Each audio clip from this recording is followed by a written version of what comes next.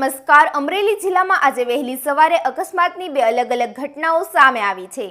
તલાલા તાલુકાના માડીલા ગામ નજીક એક 4-વ્હીલ કાર રોડ સાઈડ પરથી પાણીમાં ખાબકેલી હાલતમાં મળી આવી છે.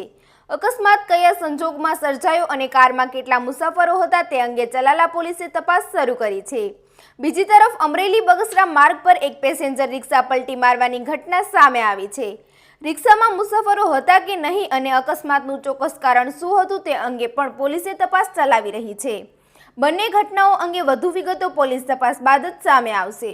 વધુ સમાચાર માટે જોડાયેલા રહો આરપી ગુજરાત ન્યૂઝ રાજકોટ.